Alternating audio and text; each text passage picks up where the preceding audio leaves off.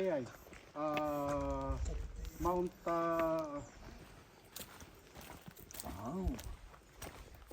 Okay, so andito po tayo sa Maliko, dito po sa Santa Fe, Nueva Vizcaya. At andito tayo sa Cafe D. Almasiga.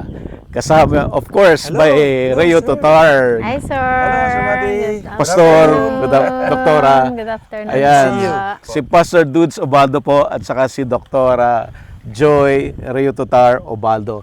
Kilala na natin sila kasi na-feature na natin yung garden sa Villasis, yung tissue culture, yung hospital at yung garden sa hospital. Ayan. At ngayon, ito yung latest na project ni Doktora at ni Pastor. Itong Almasiga, Cafe de Almasiga. Dito yan sa Maliko. Ayan. Yes, Sir, ma'am, i-tour nyo naman kami sa Sure, napakaganda sir. Of na course, inyong sir. cafe and accommodation as well. Yes, yes, sir. Okay, sir. Sige po. Let's go. Welcome po. Gusto mo bang matuto ng agribusiness, crops, livestock and poultry, aquaculture, at ma-inspire sa mga success stories? Agribusiness How It Works! As a YouTube channel, Agribusiness features entrepreneurs, farmers, organizations, OFWs, investors. However, beyond our usual content and official endorsements, Agribusiness does not engage in other business dealings with them. While our viewers and featured individuals and entities may choose to pursue business deals with each other on their own, we encourage them to be cautious in doing so.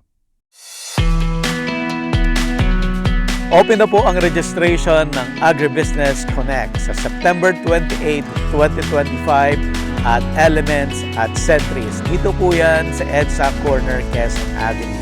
Meron po tayong panel discussions. Marami po tayong topics from rice and corn, high-value crops and protected cultivation, fruit orchard, livestock and poultry, aquaculture, farm machineries and post-harvest, manufacturing at syempre, entrepreneurship. Ito po yung agribusiness. Meron din tayong business socials, exhibit at syempre, dinner. Avail the early bird discount, strictly no walking. Agribusiness Connect. Register now.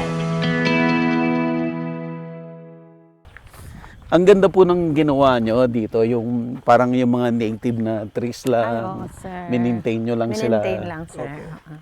Nung nabili po namin ito, nandyan na po yung Andyan mga na sila. trees, oo. Tsaka yung paglagay po namin ng mga hagdan, we made sure na walang natatamaan na trees kasi ayaw naming magtanggal. Mag-cut.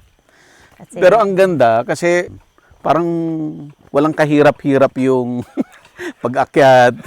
Tapos, Talagang kuan ito po, sir, napagplanuhan na yung elevation po niya intended for kahit anong edad, kahit mga senior citizens, pwedeng-pwede na lakarin o kay pwede rin na dalhin yung mga wheelchair in case na gusto nila na talagang akyatin hanggang dito po sa ating so na-consider po talaga yung kahit mga senior. Yes, sir. Pwede dito. Opo, sir. Ayan. okay, So, ito na po welcome yung po sa Cafe cafe. de Almasiga. Ngayon po ay June. June. Pero ang climate dito parang December. Yes, yes, sir. Ganyan po dito sa Maliko. Okay. Madalas po, ito yung na-experience po ng mga taga rito. At ito, talagang proven na talagang malamig po dito ngayon. Ang ganda po ng interior. Ano po ang inspiration dito, Pastor, Doktora? Bali, ang inspiration po dito, parang gusto namin maging habit house. Kaya ganyan po, na medyo pabilog lahat yung mga makikita, pati yung mga doors, mga even the ceiling, talagang pabilog po. Kasi habit house ang talagang niya. Ayan. So, maya-maya matitikman natin yung mga specialty dito.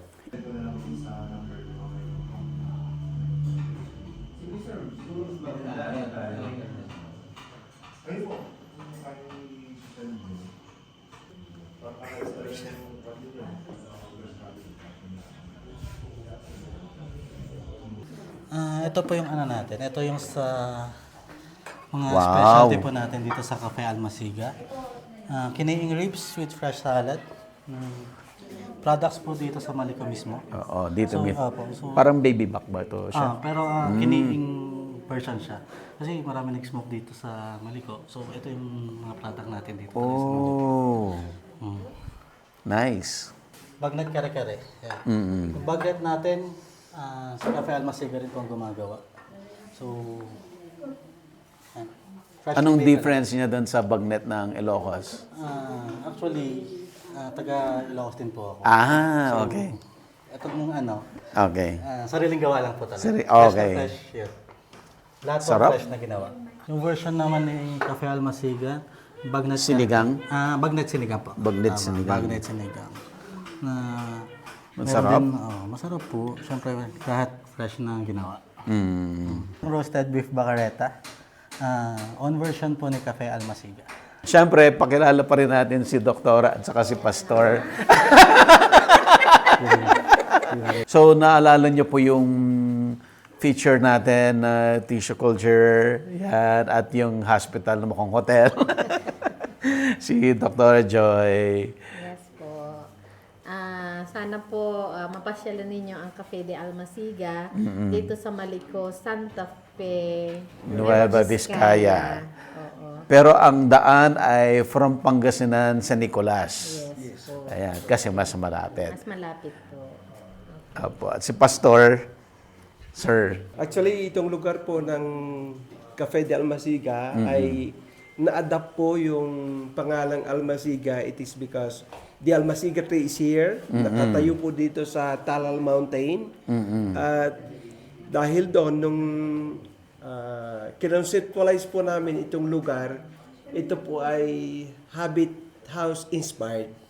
Kaya po, ito po yung disenyo. At yung lugar po ay kaaya-aya at alam ko po na magugustuhan ng lahat. Apo. Kaya kung sino man po yung nakakita dito sa feature na ito, we're inviting you to visit the To place. visit. Lalong-lalo na po, nandito na po yung masasarap na pagkain para sa madlang people. At ang ganda ng climate. Giniganaw na actually ako. Yes po. Sir, of course, nagkita rin tayo sa sa Villasis. Villasis po sa resort. Sa resort, apo. Yes po. Ayan. So ako po naman po ay si David Estacio de Guzman, ng Quality Assurance and Marketing Director, including Operations Manager po ng lahat po ng cafe and restaurant po natin. So from sa garden, From sa garden to Tayug. sa Tayug, Sa Timpo Cafe, sa Timpo. Villasis, sa Tayug, at dito sa Maliko. Yes po. Ayan. Thank you, sir. Thank you po. Apo. So, pupuntahan po natin yung garden, ibang part ng garden. Okay. Pupunta ho ba tayo, sa Yes, Pastor, sir. doon sa taas? Yes, yes. Kasi itong property ay parang isang malit na bundok. Opo. Kaya malaki siya. 2 Kasi hectares bundok. po. 2 hectares. Pero bundok. This is the Talang Mountain na naging part po siya ng history ng mga Japanese. panahon po ng World War II, Pastor. World War II, opo. Ano po ang nangyaring event dito? ang balita po namin na diyan po sa taas mayroon pong mga areas na kung saan diyan po nagtago yung mga Hapon during the time of the World War. At mayroong mga foxholes, ginawa silang foxholes, at saka yung mga trench area na kung saan doon sila kumukuble during the time na may putukan. Yun po yung... Nakikita po ninyo mamaya doon sa tuktok. Ayan. Sige po. Okay, Puntahan sige natin. po. At doon naman po sa taas, sir, mayroon kaming kinonceptualize po doon na area na kung saan pwedeng magkaroon ng ceremonies. Halimbawa, may mga kasalan. May nilagay po kami doon na area na parang gazebo type. Opo.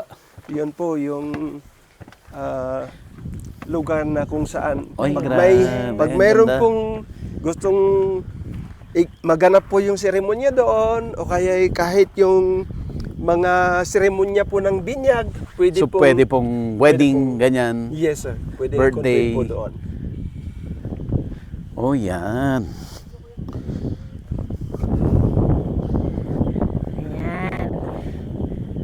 Wow. Tapos kita mo yung community. Yes, Tapos ano ka, para kang nasa gitna ng valley. Yes Mountain po. lahat. 360 mountain. Yeah. Tapos ang daming pati ho pala coffee, vegetables, andito lahat. Strawberries. Strawberry. At doktora, ano ba tayo? Magko-culture ba tayo? Sure Magti-tissue po. culture ba tayo Tissue ng culture pa ng strawberry. Ayan. Opo. Magti-tissue culture po tayo para gumanda yung ani ng mga taga rito po. Ayan. Tinawag po namin na Cafe de Almasiga. It is because the Almasiga tree is here. Eto, Yan po yung Almasiga tree. yan yung Almasiga tree. At ito po yung coffee shop. Mhm. Kaya Cafe de Almasiga. Ayan po. At yung Almasiga ay endangered na Yeah, one of the na endangered species, species na native species ng Pilipinas. Yes, yes sir. At imagine mo na meron kang tree dito sa property. Yes, yes sir. Na ang laki. Ang laki, oo.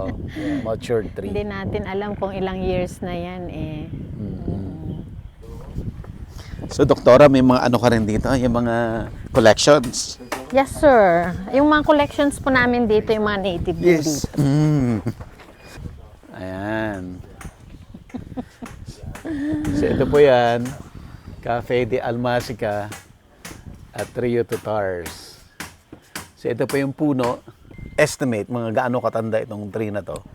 Kasi sabi ni Sir July, yung taga rito, bata pa sila. Andyan na. Malaki na. Malaki na.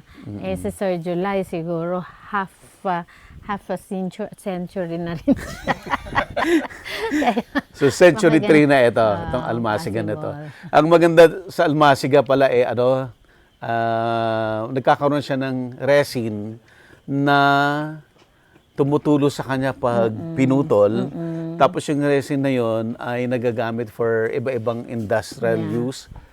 Pati sa, ayan, paggawa ng varnish, lacquer, soap, paint, painting ink. Ang dami.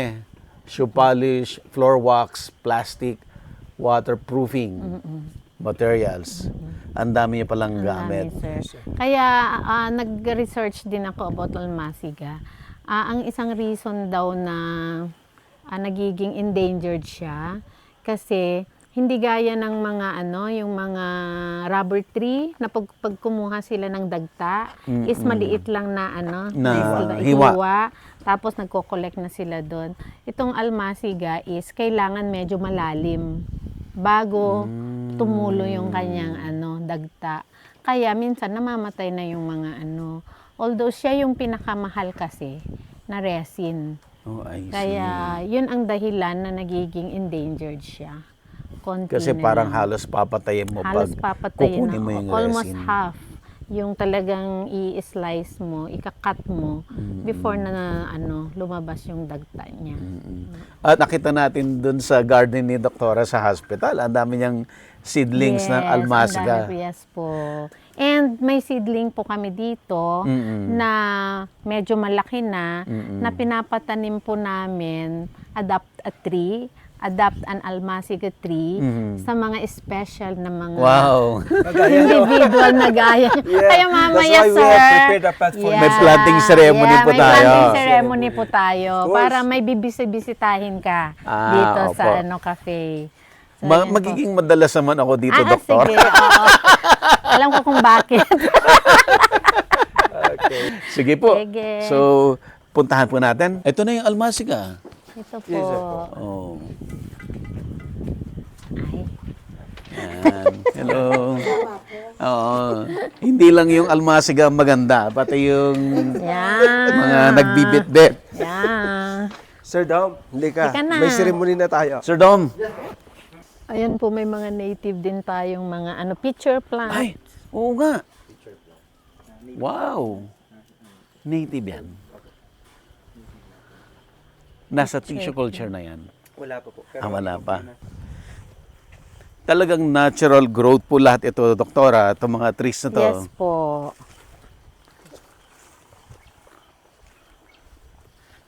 Ayan, ganito po namin kamahal ang mga punong kahoy, kahit po nasa gitna ng daan, Hindi tinatanggal. hindi po namin tinatanggal. Preserve po namin ang kalikasan. Tapos may Hydrangea. hydrangea na rin po kami. Yan ang gusto ko Maganda rin ang itanim. tubo nila dito sa Maliko. At nagtanim na rin kami ng mga pine tree dito, sir. Oh, ito. Karagdagan sa mga puno na inaalagaan po namin dito. So gusto po ng hydrangea, medyo lilim po, doktora? Opo. Opo. So tayo po ay aakyat sa talal. Mhm. Kaya pong umakyat. Kaya po. May na-discover din po kaming isa pang puno dito, sir, na Yes, sir. kakaiba din. This is known as the petroleum tree. Mhm. Ito po Paano siya. po yun, Pastor? Andyan po, mayroon din siyang kakaibang ano na yan, tawag natin dito. Ito, Ito po, siya. yung petroleum Ito po yung tree. petroleum tree. Based po doon sa kwento ng aming forester, Mhm. ito po ay nabubuhay from 600 to 2,400 meters elevation po. Yan. Bali, ang sabi nila, sir, ano daw nung unang panahon, ito daw ang ginagamit nilang ilaw. Kasi talagang may petroleum siya.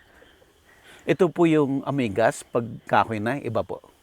Hindi po, iba. Iba po doon sa, yung tawag nila na salang, Salang. Asalem. pine tree, yung salang. Iba po yun. Iba po yun. Iba din Iba po po itong itong petroleum petroleum tree na to. tree. Ginagamit na pang siga sa mga kwan nila noon. Mga, Yung mga Endemico ilaw. to the Philippines, ibig sabihin dito lang sa Pilipinas makikita. Yes, Petroleum nut tree. Benguet pine forest. Pwede in tissue culture, diba, Sir Dom? Sa mga native naman, Sir Buddy, medyo, Seeds lang. Opo, mas prefer namin yung seeds muna kasi Ah. may mga endophytic microorganisms kasi yung mga iba't ibang matatandang trees Mm. So meaning kapag dormant sila, kapag tissue culture, mag-activate lang yung microorganism. Kaya minsan lumalabas yung mga bacterial contamination po. Ah. Pero kaya kung kaya naman. Parang pag titignan mo, parang ordinaryong Puno Tree lang. no, na tumubo. Yun pala. Itong daanan po natin, sir, ang gumawa na po nito yung mga eyepiece dito. Kasi sila yung nakakaalam yung kung paano nila ipaliko-liko yung daan para hindi masira itong mga kahoy, punong kahoy. Tsaka iwas erosion. Oo. Tapos may mga station. Opo, Pwedeng para magkwentuhan. purposely, pag napagod na sa pag-akyat, sir, pwede. Meron Pwede. na silang pahingaan. kasi noon po kasi wala po kaming nilalagay na ganyan. Pastor, oak, Yes, sir. Oak tree. olayan, tree. Apo. Ito siya. Yes, sir. Yan din po. Oak tree din po. Malaki. Ah, ito. Ay, yung Ito malaki. pinagpapatungan ng buwan. Yun. Yes, sir. Yung oak tree din. Smile. Smile kayo dyan. Ganyan ang vlog namin eh. Quercus Walang philippidensis. Ayan po. Ano nga po ba ang gamit ng oak tree? Na napag-usapan natin kanina yan eh. Pwede pong doon po ipapalakihin or patutubuin yung shiitake. Ayun. Shiitake. mushroom. Opo. Shiitake mushroom. Yes po. Gaya po nito, tumubo na lang po ito. Ito po ang native na passion fruit nila. Iba yung texture niya oh. Opo. Native passion Makapal fruit. yung dahon. Purple po siya pag nahinog. Purple. Matamis po siya. Tumubo lang. Tumubo lang po. At doktora, ito, sabi mo nakakain din Opo, to. nakakain din po ito. Ayan po. Nakakain na po ito. Ayan, kainin ko na po. Kailangan yung nag-ano na siya. Opo, yung hinog na. Hinog. Berries na wild. Kinain nga. Matamis siya. Parang bayabas. Parang bayabas ang lasa. Ayan din, no? Ito rin siya, oh. Ang dami. Ay, ito. Doktora, hinog to, no? Opo. Opo, hinog na Ayan. po yan. Ito yung hinog. Ito po. Masarap siya. Para siyang ano. Tikman mo pa. Tikman natin. Baka pwedeng gawing juice to.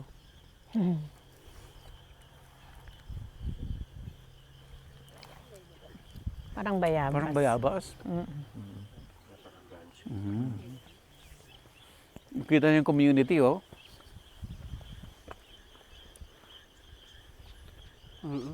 Yung iba nahulog na. Oo nga, sayang.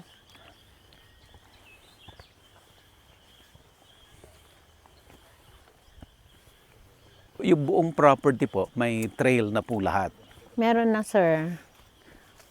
Merong trail dito. May pababa po dyan. Dun sa sinasabi noon nila na may tunnel kasi dyan. Gumawa po kami. And then ito po paakyat na po dun sa taas.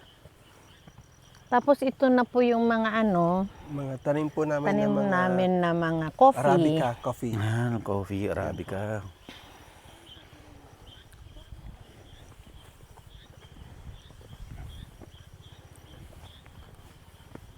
Ang galing ng pagkakagawa ng trail, hindi ka mapapagod.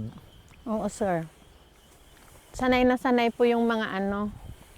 Ito po yung isang trail papunta sa tunnel. Ito po yung paakyat. Ayan yung mga kape. Oh. Ayan, mga coffee po. Kape. Ito, passion fruit din siya. Ito, meron na naman pong passion fruit. Passion fruit. Meron pa dito.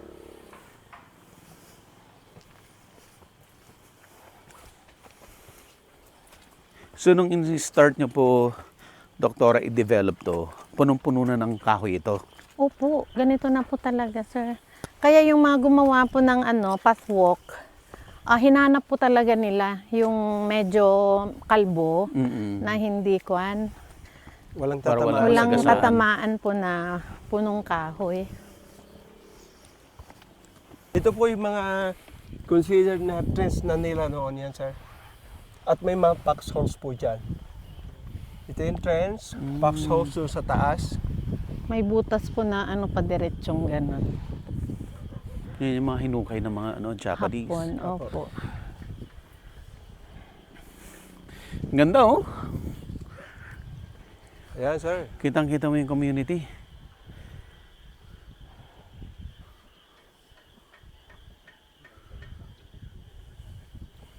Ito kakaiba rin po. Anong puno po ito? Parang ornamental. Native po dito, sir. Ganda. Parang bayabas na Bigla na nga lang pong may sumusulpot na mga puno dito na hindi namin alam. Gaya nun, hindi ko rin alam po yun. Parang pine. Ay, ganda yun. Opo. Ang ganda po nun. Kakaiba. Yung parang pine na kakaiba. Medyo pino Ayun, yung ang kanyang ganda. dahon. Pino yung leaves niya. Ito po yung source ng water. Sorry. Galing din po yan dun sa bundok. Galing po sa kabilang Sa bundok. kabilang yun, sir. bundok po. Saan niyo po tinawid? Yung supply po, naglagay po yung mga tao po namin ng pipe mula doon sa kabilang bundok. Sinuplayan yung pinaka-main na, meron po kaming 2,000 liters na tangki po dyan.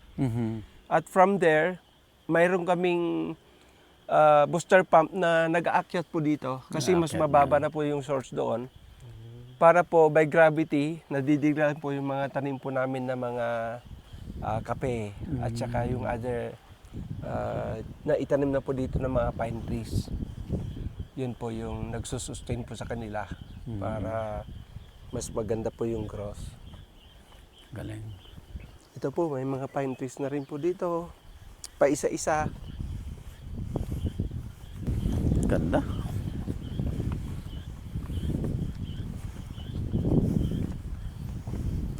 Naglagay po kami ng mga upuan kasi yung mga namamasyal po noon, yun po ang request nila, sana may mga istasyon sila. Kaya naglagay na po kami ng maraming mga upuan para pwede silang umupo pag napagod sila So, magpahinga. bago sila umakyat ulit papunta sa tuktok.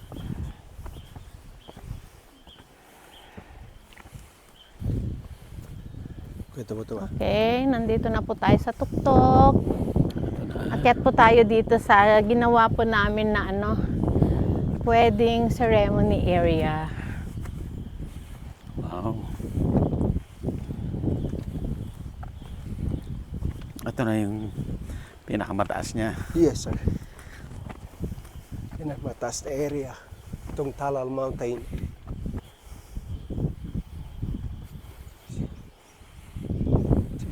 Platform niya. Ganda.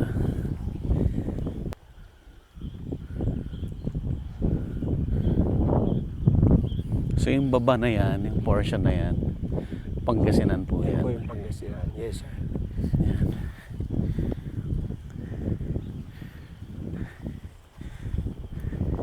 Luwang pala. Dito sa taas. Ito yung pinaka-altar. Ito po yung lugar na siniset upan po namin pagka nagkaroon po ng wedding ceremony. Yan po.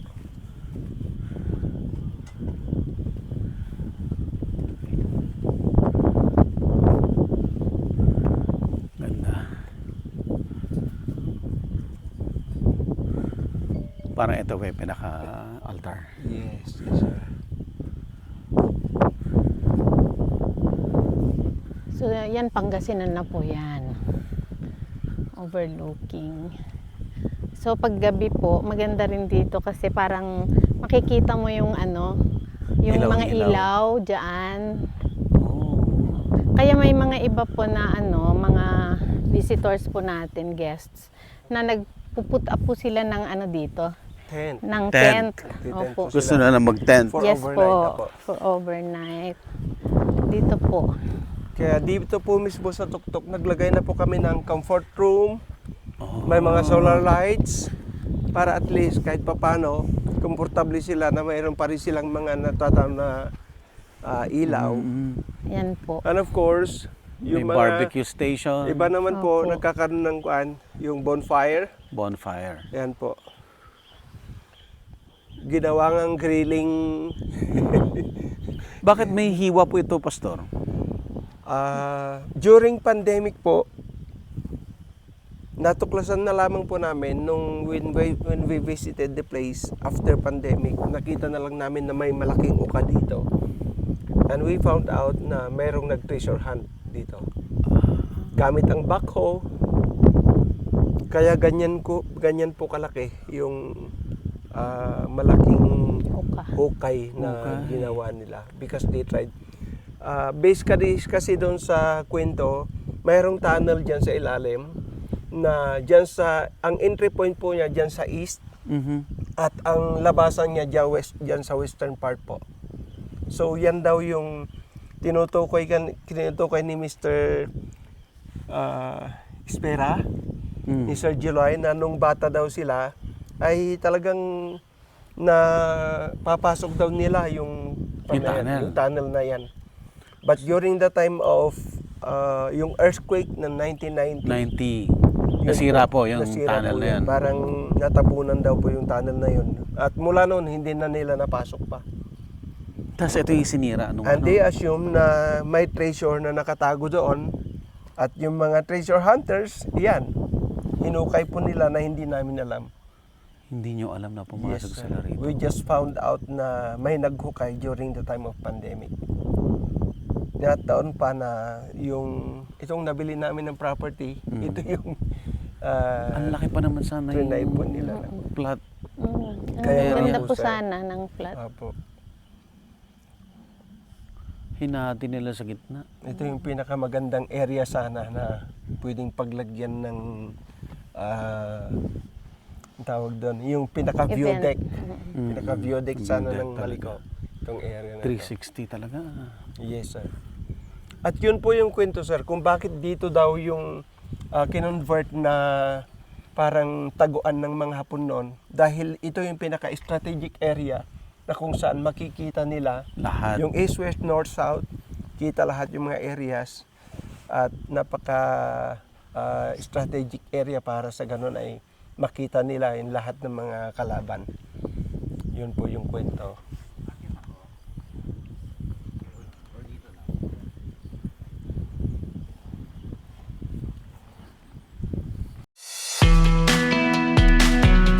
Open na po ang registration ng Agribusiness Connect sa September 28, 2025 at Elements at Centris. Dito po yan sa EDSA Corner, Quezon Avenue. Meron po tayong panel discussions. Marami po tayong topics from rice and corn, high-value crops and protected cultivation, fruit orchard, livestock and poultry, aquaculture, farm machineries and post-harvest, manufacturing at syempre, entrepreneurship. Ito po yung agribusiness. Meron din tayong business socials, exhibit at syempre, dinner. Avail the early bird discount, strictly no walking. Agribusiness Connect. Register now. Agribusiness, how it works. Instruct, inspire, succeed.